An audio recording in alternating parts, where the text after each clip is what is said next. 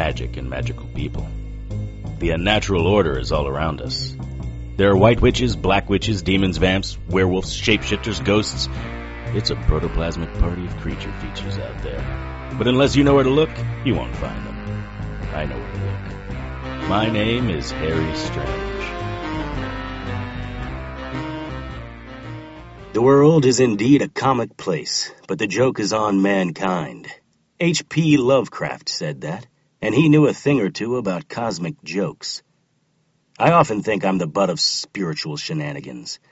Like I have my own personal metaphysical mischief maker who follows me around with a constant cadence of setup, punchline, setup, punchline. In 1930, an archangel of the Lord granted me near immortality. How can that be bad, right? Well, gentle listener, that was the setup. Since receiving this little gift, multiple punchlines followed, complete with their own rim shot. You want to live forever? No problem. But you're gonna lose assistance fighting the unnatural order. Bada bump. The one time you impregnate a woman, your spawn will cause the apocalypse. Bada bump. Hope you don't mind, but you may be infected with a serum that will turn you into a were-jaguar. Bada bump. And the biggest punchline of them all? I had to kill my wife, cut off her head, stuff garlic down her throat, and burn the rest of her body. Yeah, nothing but laughs for the champion. Knowing what I know now, I'd have opted to die in that den of vampires 115 years ago. Of course, there's no metaphysical undo button. So you're no doubt wondering what I've learned in the last century. Nothing is ever what it seems. The surface is almost always an illusion. Just when you think you have a solution, got the puzzle worked out, something pops up like a crazed jack-in-the-box. A deus ex machina, and kicks you in the nuts just to remind you that you're the punchline. This immortality that the archangel gave me, turns out it had an expiration date, when my angel lost her grace, and I'm guessing the evil little cherub was key in that play. I lost my immortality. In one swoop, I lost my guardian angel and my grace. But that doesn't mean I'm out of this life. Oh no. I'm up to my ruggedly square jaw in unnatural bullshit. Now I'm playing without a net. And I'm freezing my ass off. But more about that in a moment. This is bullshit, Harry. I don't like this plan one bit. Unless you have a rocket stashed somewhere, this is the quickest way to Kolbensi. How can you trust her after everything she's done to you? I don't. But I trust you to have my back. What about them? Just watch Delana. The penguin and Gabriella are good. And the other bird? I'll handle her. Listen, back there at the interstate, I won't give up my daughter. But I wasn't going to let them torture you either. This isn't the time for this discussion. I just want you to understand that I have your back. Unless it's the baby or me. I understand. If it were my kid, I would be the same way. No foul, Harry. It's all sixes. There she is. Great. The door slid open. Hello, Harry. Happy to see me? Seeing you makes me skippier than a jar of peanut butter, Elizabeth. I wish you meant that. Well, chop chop. Everyone on board. I have a meeting with the CDC in the morning. As we winged our way toward Kolbensi, Iceland, I brought Elizabeth up to speed. She listened intently. I appreciate you doing this for us, and all the extra cold weather gear. You're going above and beyond here, Elizabeth. I'm not the one who left with my panties all twisted in a knot. Well, you did steal my finger. Don't suppose you brought it with you, did you? I must say, your call intrigued me. A midnight jaunt to one of the most remote regions of the world. You do know how to pique a girl's curiosity. What do you think is in the pythos? Jelly beans? Pop rocks? The key to the universe? Whatever is in there, I hope it takes the pressure off my daughter. But you don't know for certain. Is anything ever certain in my world? Fair enough. Not to add to your burden, but have you given any thought to the serum? I've been a little preoccupied. I'm the only one left. What happened? About a week ago, they went for an unauthorized run on the grounds. A security guard found their 4 naked bodies.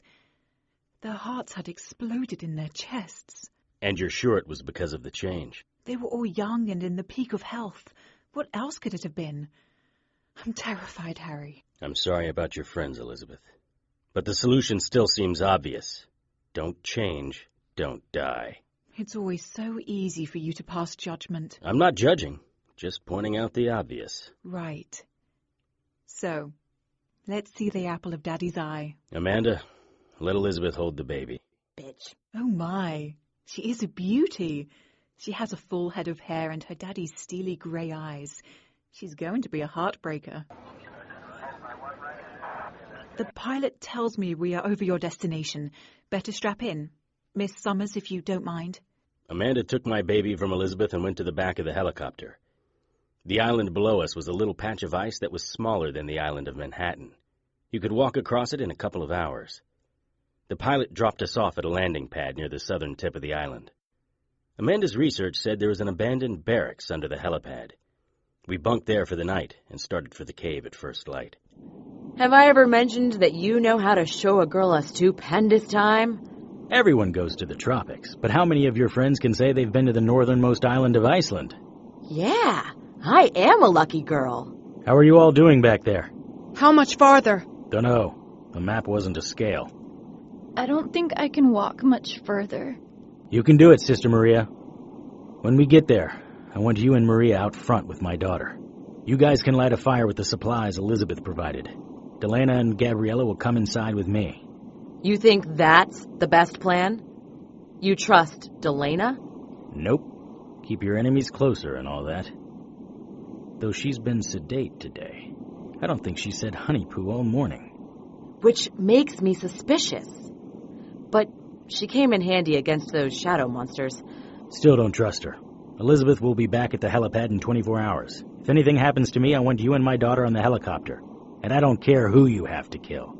The penguin, the witch, the angel, they're all fair game. Got it. I mean it. If I come back with any color eyes but my steely gray ones, cat my ass, cut off my head, and stuff my neck full of garlic. Fresh out of garlic. Actually, there's some in your pack.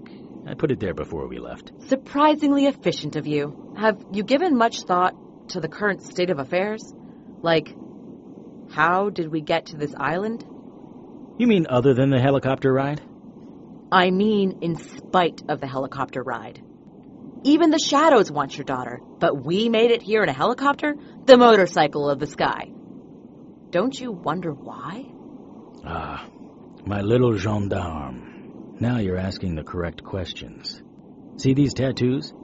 They're like a power circle of salt and holy oil. They protect me and those around me. I'm cloaked from all things unnatural. As for your second question, we're on an island surrounded by salt water, difficult for demons to transverse.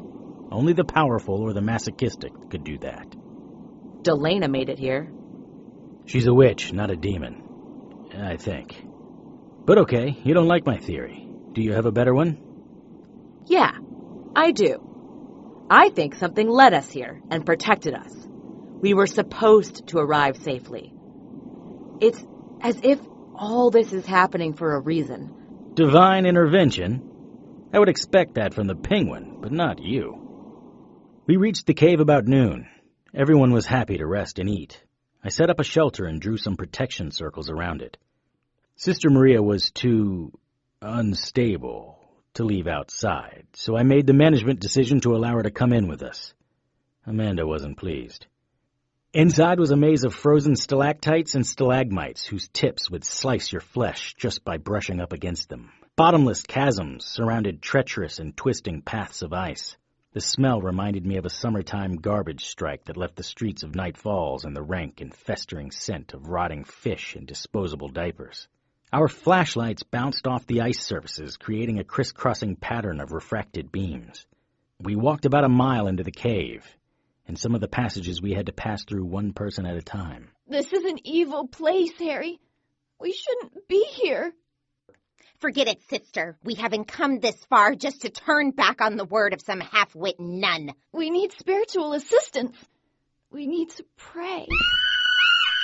What the hell is wrong with her? Maria! Talk to me! A vision. The Pythos. It's close. Oh, God, it's in my head. Can you feel it? It's like a million ants crawling in my brain. The tormentor released. Oh, please, Harry, we have to leave. I don't think so. Ratchet it back, Delana. Sister, we can't turn back. We're this close. Ow! The skies are bruised, purple and red. The sun is blacked out from the smoke and the fires. Mankind, it burns at the foot of the gods. Great cities, they slide into the sea. The streets open up in a dead walk, consuming the living. And through it all, she's laughing. It's horrible. Harry, you have to stop it. Maybe the plane should have crashed. What plane? Who cares? Harry, her attic is full of bats. Cut her loose, toss her over the side. I'm not throwing a nun into a bottomless pit. You, on the other hand. Take your hands off me. Look, there. I released Delana and followed Gabriella into a clearing. Delana followed, and Sister Maria brought up the rear. Across a 30-foot divide was a stalagmite that rose from the bottomless pit. On top of that stalagmite stood the Pythos.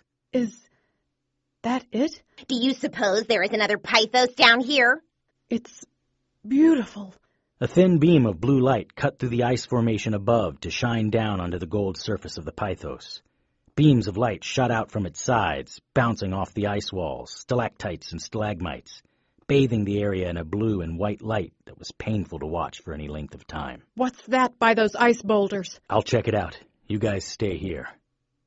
It looked like a pile of clothing. Maybe it was something left behind by one of the Icelandic patrols. Just in case, though, it was best to be ready to shoot. Closer inspection revealed that there was a shoe and leg under those rags, which weren't rags at all. It was a parka. I pushed the leg. Ugh. Is that human spirit I smell? I hate that smell. Finney? What the hell are you doing here? You're the one who bugged my office. Get your hands off me, Strange. I didn't bug your office. Right. Why'd you come here? What made you pick this place? Well, because... Honey Pooh! Finny! Delana! Oh, boy. This day is getting better by the minute. Harry, the Pythos is flashing. Oh, my lord. That's it. Harry, don't open it. If you do, everything changes. The world will be torn asunder. Plagues will rise from the ground. Giants will walk the earth. Locusts, bees, and spiders. It's horrible. Monsters will consume the flesh of the innocent. We will all be damned. Sister Maria, are you okay? Oh, my God, I'm heartily sorry for having offended thee. I detest all my sins because of thy just punishments, but most of all because they offended thee, oh, my God, who are all good and deserving of all my love. I firmly resolve with the help of thy grace to sin no more and avoid the near occasion of sin. What is she babbling about? It's the Catholic act of contrition. She's trying to make her soul right with God. Catholics. What a bunch of morons. That's a long jump, Harry. Yeah, that's at least a, 30-foot jump. And the drop, that goes on forever. I can't even see the bottom of it. Well, hop to it, Strange. We need that Pythos. You want to see the Pythos so bad? Why don't you jump over there? You owe me, Strange.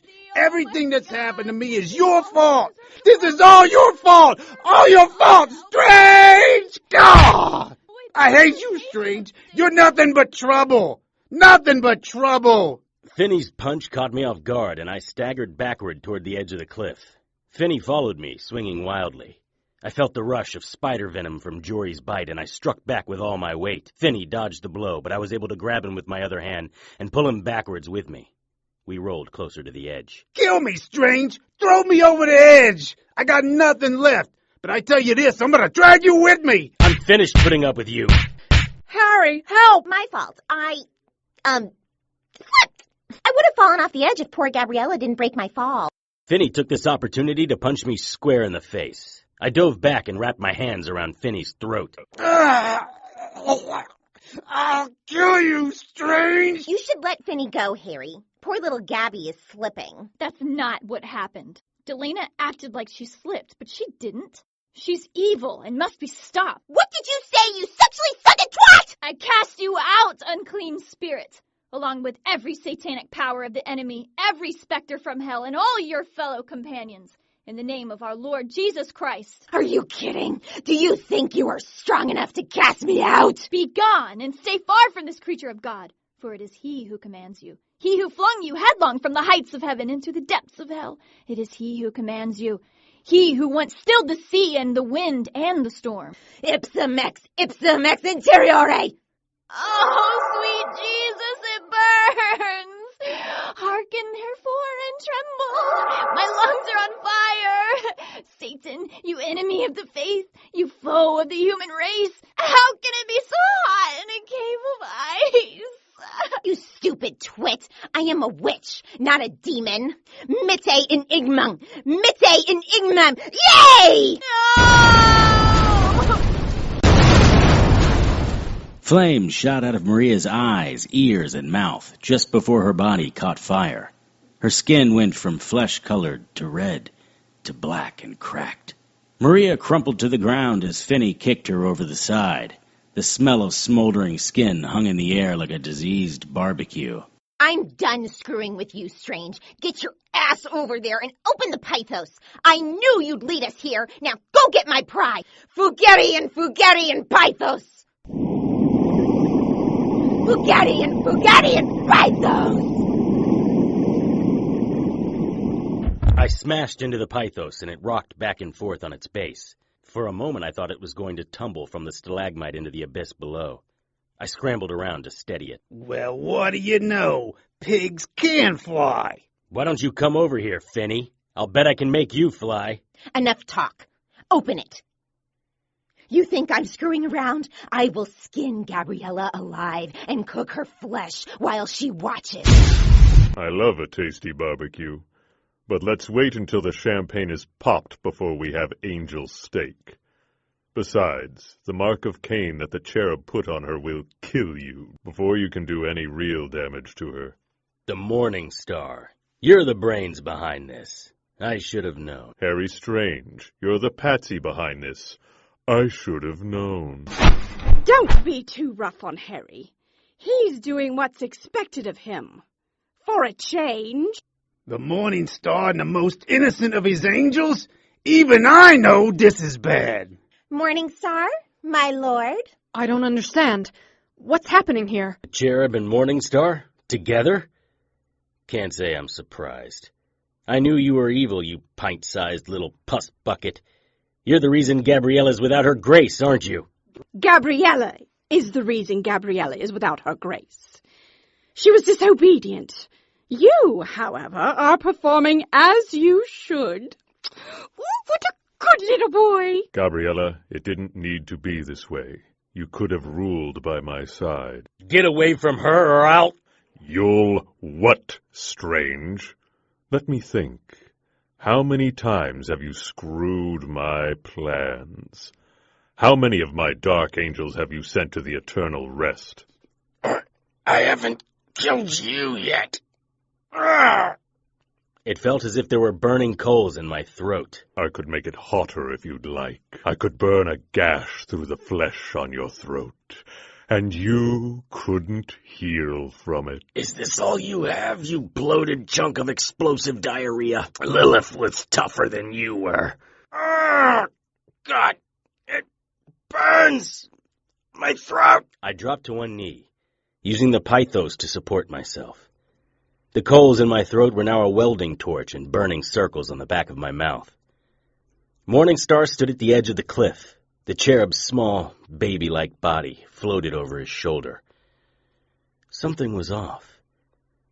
Could the cherub have been corrupted? What could the Morning Star offer her? Or him? I was never sure about the cherub. I had to think. My life may depend on the answer. But when your throat is on fire... Morning Star, there is no one here who would love to see an entire brick of charcoal burn through Strange's throat more than I. But we have work to do, and only Strange can do it. As you wish, cherub. But when this is over, Strange is mine. With our blessing, Morning Star. After he opens the pythos, you can treat Strange like your prison bitch. The fire in my throat extinguished itself. I couldn't believe how exquisite not burning felt. Still, something wasn't right here. The cherub and the morning star? They couldn't be more opposite. The cherub was the purest of all the angels and second only to the host of hosts. How could she be working with the morning star? Strange, I am speaking to you. Open the pythos. Yes, Strange. You've done everything you were supposed to do up to this point. Don't let us down now. What are you talking about? Did you think there wasn't some providence at play? Do you believe your tattoos kept Elizabeth's helicopter in the sky? No, Harry. Everything that has happened was of our design. The Jorogomo was supposed to bite you, provide you her strength and healing skills. You'll need that strength to open the pythos. Your baby's life depends on you opening the pythos. Where is my daughter? Where is Amanda? Right there, Strange. The baby and Amanda were floating in midair, as if they were standing on a piece of glass over the precipice. No! Don't hurt them! Open the pythos, Strange. Screw you! Open it yourself! My patience is running out, Strange. Open the damn pythos. You're the lord of all that is dark and unholy. You open it! Tell one of your little butt monkeys to... Wait. You can't open it, can you?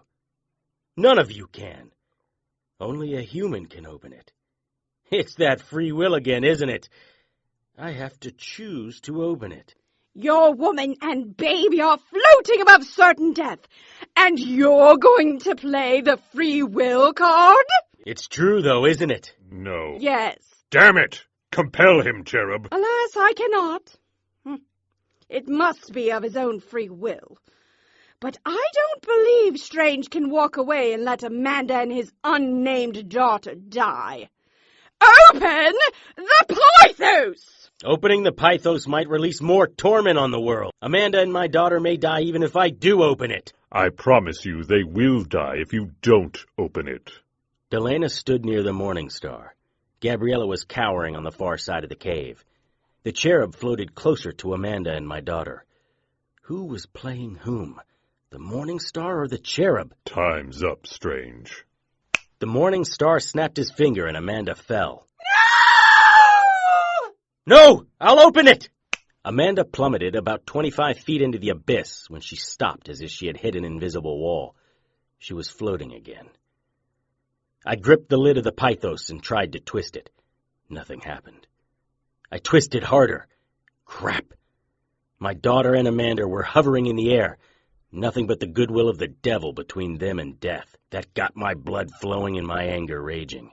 The spider venom pumped through my veins like Red Bull on a monster Ducati. The pythos lid began to loosen. The morning star was rubbing his hands together and grinning.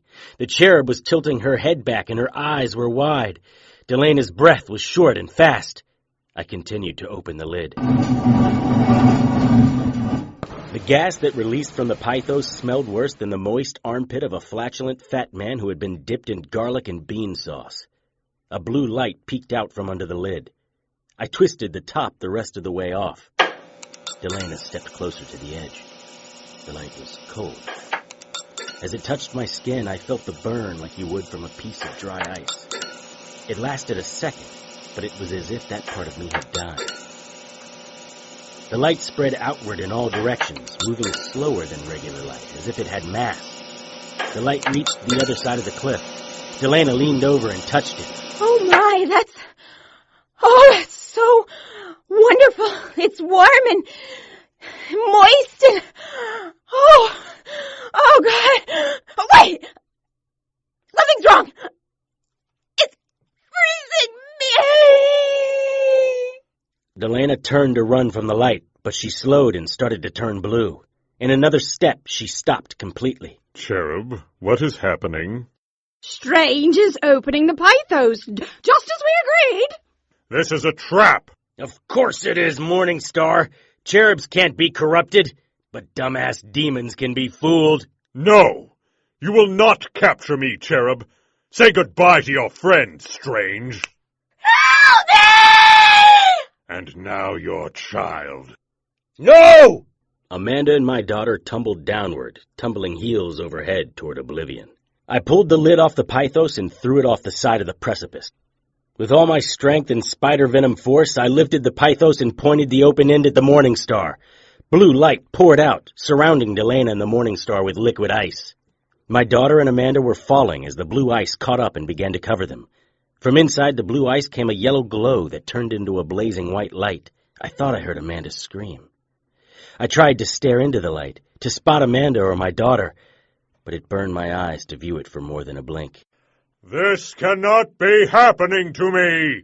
I am the Lord of Hell! The Morning Star managed one final fist shake before he froze solid. The blue liquid flowed over his body, filling in gaps and sticking to him like honey. The blue light pulsated and filled the cave with living ice. I was certain this was the end. I felt comfort that my daughter and Amanda were somewhere safe. I closed my eyes as the burn of the liquid ice enveloped me. I was floating, face up. I couldn't feel my body. It was as if I had no ending or beginning. Was I still being held prisoner in Elizabeth's isolation tank? Was it all just a dream? I closed my eyes again. Feeling began to return to my arms and legs as I became aware of how cold I was. I was lying on the icy ground looking up at a ceiling of stalactites, giant blue and white icicles that would slice through flesh just before they crushed you. 2 giant ice sculptures stood nearby, frozen forever on the edge of the cliff. I tried to push the Leanna statue over the side, but that was like pushing an elephant. Pity. I would have enjoyed watching her tumble into eternity. The Morning Star was encased in about 12 feet of ice. The surprised look on his face brought me a joyous feeling that I hadn't felt in ages. How is it you understood that I hadn't been corrupted? The cherub popped in near Leanna. Cherub, you're many things, but in league with a dark angel, the darkest of angels. You didn't fool me for a minute. Not at all. Maybe there was a moment of doubt. Where's my daughter? Where's Amanda? Oh, they're safe. The evil ones, the irredeemable, are caught in the grasp of the pythos. Everyone else is safe. Gabriella? Still has a penance due, though its length will be considerably shorter. We will need her on the front lines against the Hellspawn, who are certain to rise against us. I kind of thought if the Morning Star was out of the picture, hell would be a non-issue. Oh, it will be for a while. Our seraphim are attacking hell gates all over the world while we speak. The minions of hell are off during this leadership vacuum. Once the Dark Angels unite, however, their retaliation will be, well, biblical. You're saying you just started the apocalypse.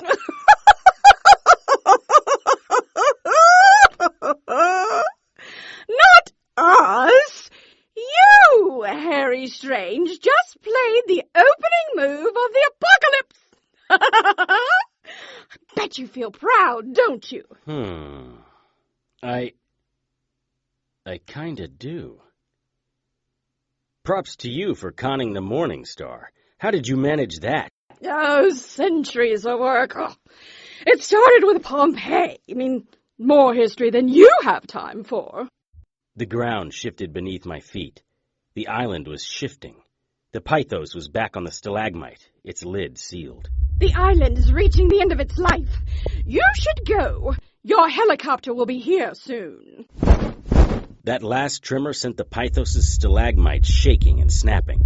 The pythos tumbled downward, falling into the abyss. The ground started sloping toward the hole. I ran toward the cave entrance as the cave collapsed around me. I was almost to the front of the cave when I saw a sword sticking out of the ground. It wasn't there when we came in, and its brilliance was painful. Despite my distress, earth tremors, and giant falling icicles, I stopped. I had to have that sword. It was heavier and longer than most swords and forged with a metal I couldn't identify. The swing weight was perfect for me. There was an inscription on the hilt, A Domino Exercitum, from the Lord of Hosts. This was an angel sword. A gift to me from the cherub? This was indeed a day of wonders.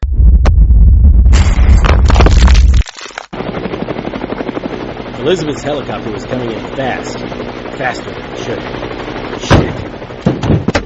The ground shook when the helicopter crashed, its support legs collapsing under its weight. The door slid open. Elizabeth and some smoking hot woman fell out. The woman, who was wearing a toga, recovered first, pulled Elizabeth up, and put a military-issue knife under her throat. I'm sorry, they were waiting at the dock. They? Bullets flew around me. I dove and drew the angel sword. Bright light reflected off the blade. Never bring a sword to a gunfight, Strange. When will you learn? I flicked my wrist, and the light from the blade focused on Kay's hands. Ah, that burns, Strange. Drop the gun, or I'll burn my name into your hand. Fair, Strange.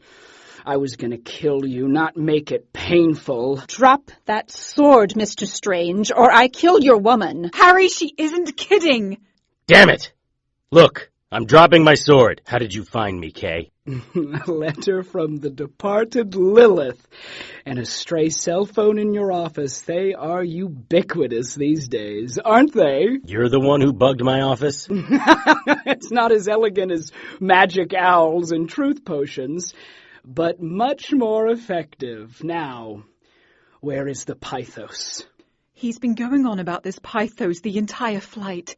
Please tell me you have whatever was in it. Yes, it is the only thing that can quench the demonic hunger in me. Hunger? Apparently, she has a hankering for human babies. An ironic curse put on Princess Yara by the Morning Star. We each want something the Pythos can grant. And you're the key, Strange. Are you laughing at me? Yeah, I am. The world is indeed a comic place, but the joke is on mankind. What are you talking about, Strange? Why are you laughing? Answer him, mortal, or I will slice this woman's throat and wear her skin like a robe. Do answer the horrible little man, Harry. Princess Yara has already demonstrated her profound cutting skills on the co-pilot. Well, princess and horrible little man, the two of you came out here like a demented Dorothy and her little dog. Is there not a single man in the world who doesn't quote movies? Looking for the wizard. Except your wizard is a 4,000-year-old vase. Do you want to hear the joke, Kay? You finally went round the bend? Toys in the, attic? Good guess, but no Cupid doll for you, Kay. What about you, princess? Care to guess why your quest amuses me? I've slain greater foes than you. I sent Lilith to the eternal rest. Do you not think I will kill this one? To what gain, princess? Hurt Elizabeth and you'll be dead before she hits the ground. Why do you always taunt those who want to kill me? It's a character flaw. Here's the punchline, though. The Pythos is gone. It fell into a bottomless pit during the last trimmer, the one before one of you geniuses crashed the helicopter. You lie, Strange! To you, Kay? Almost always, but not this time. You should have been here about 30 minutes ago, just before I iced the Morning Star. Don't believe me? Go check for yourself. It's not like we're going anywhere. There's a cave about a half-mile due west. You might even be able to see the giant loose sickle, if the island hasn't consumed him yet. You killed the Morning Star? Yeah, sort of makes your Lilith kill a little bush league. You killed the Morning Star? Are you certain? Watched him die myself. This is tremendous news. Yara, why did you drop your knife? We still have much slashing to do. No, Kay. I'm free. With the Morning Star dead, his curse is lifted. With Lilith dead, I am a free woman. All my enemies are dead. Elizabeth picked up the knife and ran toward me. The gods have smiled on me. This is a tremendous day. I can begin my redemption. I'll never be able to fully atone for the horrors I have committed, but I will try. I'm no longer Yara the terrible consumer of flesh, but Yara the penitent, humble servant to mankind. I annul our agreement, Kay. I haven't any quarrel with Mr. Strange or Ms. Shaw. Kay had picked up his gun and fired. 2 of his shots hit Yara in the chest, blowing her backward. The other hit Elizabeth. I drew my gun and fired at Kay while he was struggling to reload. The bullet caught him in the shoulder and spun him around. Kay ran toward the helicopter. Elizabeth, talk to me. Are you all right? Other than the new hole in my arm, perfect. Yep, you're fine. Take my gun. I'll take the angel sword. Get behind that ice bank. If Kay comes back, kill him. I kissed Elizabeth's forehead and walked toward the wreckage of the helicopter, twirling the sword around my wrist. Kay was going to die today. The helicopter was a multi-compartment unit with 3 side doors, one for the cockpit and the other 2 for the passenger and storage compartments. The cockpit was destroyed, and I doubted little Mr. K would fit in there. That left the back 2 compartments and the other side of the chopper. If he'd made it to the other side, he may have run down to the underground barracks. He'd be able to hide out down there for days, weeks. Did you feel that, Kay? That's the island shaking itself apart. If I don't kill you, the island will. I heard something moving behind the door. Before I had a chance to respond. It's over, Strange! Kay jumped out of the door and stabbed me in the shoulder. It was like glass tearing through my muscles. I dropped the angel sword and fell to one knee. Yes! You're dead! Oh, happy day! Much joy! Kay pushed the knife in deeper. All communication between my arm and brain ended, except for the searing pain. With my free hand, I searched around for the sword. Oh, I've waited years for this. Pythos or not, this will be a day to remember. Oh! With my working arm, I drew back and punched Kay in the knee. He dropped and stopped thrusting the knife into my arm. I kept punching until I heard something snap. I guess I don't have a leg to stand on, but I don't need a leg for this. Kay pulled a military-issued .45 from his pocket as I put my hand on the angel sword. Kay pointed the gun at me. The bullet ripped through my parka, grazing the same shoulder with the knife wound. Kay gazed at the bottom of his parka, his eyes wide. Well, that's gonna leave a scar. Angel swords can cut through steel and still maintain their edge. Cutting through Kay's bones was like a razor through flesh. The bottom half of Kay's pants turned red. The angel sword cut through his legs below his hips. It looks like the curtain is drawing on both of us, Strange. Poetic that we die together, don't you think? The yin and yang can't survive without the other. Whoa, feeling a little dizzy here. If I can figure out which one of you is real, I'll shoot you like a rabid dog. Or a healthy one. I've always hated dogs. With my last ounce of strength, I swung the sword again. I didn't feel any resistance, but heard Kay grunt. I wanted to swing again just to be sure, but I couldn't lift my arm or my head. All I could think about was the crippling pain. My shoulder burned and I wanted to puke, but that would take too much energy. Better to lay here and rest. I closed my eyes. Harry! Harry! My grace was gone. It was time for Providence to take me. This angel with the English accent was death personified. Someone asked me once who I would choose, Lilith or Gabriella. Harry? The angel of death floated closer to me. I made my choice and welcomed her embrace. Harry! Harry Strange, Episode 316, What Lovecraft Said, Part 3, was written by Tony Serecchia and directed by Jason Tyler. Sound designed by Molly Silverman and Tony Serecchia. All material is copyright 2018 by Tony Serecchia and used with his permission. Featured in tonight's cast were Kellen Stennett, Laura Corliss, Emma Greene, Emily Jane, Jackie Costello, Leanna Adams, Jason Tyler, Sketch MacQuinor, Tricia Groves, Joe Roesch, and Stephanie Wilkinson. Hey guys, Tony here. Wanted to just pop in and say a special thank you to a bunch of people that have helped us over years for their support and their encouragement. So I have a little list here, and I'm sure there's going to be folks that I forget. So know that you're still near and dear to our hearts. So Ed Bonza, the Broadcasters Education Association, Jack Ward, Daniel Foytik, Earth Station 1, Billy Flynn, Chris Seckinger, Bill Ritch, the Atlanta Radio Theater Company Tech Crew, Silly Snowman Radio, 920 WON Radio, Scott Sigler, Cunning Minx, KSU Radio. I do want to especially thank you, the listeners. You've made these 3 seasons of Harry Strange wonderful for all of us, and we thank you all for listening, and we hope to see you again in the future on some other projects. To keep up with the latest news and information on everyone's favorite private investigator, visit our Facebook page at facebook.com/HarryStrangeRadio. Send your questions, comments, and suggestions to producer@harrystrange.com. Harry's opening and closing theme music was written and performed by Ryan Lessard and is copyright by Ryan Lessard and used with his permission. Contact Ryan at rlessardmusic@gmail.com. Incidental music was written and performed by Kevin MacLeod and is copyright by Kevin MacLeod and used with his permission.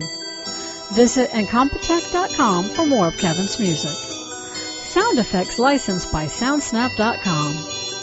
Harry Strange, What Lovecraft Said Parts 1, 2, and 3 were recorded at the Atlanta Radio Theater Company Studios in Atlanta, Georgia. David Benedict, recording engineer. For the Harry Strange radio drama, I am Joanne Pruden. Good night, and keep listening to audio drama.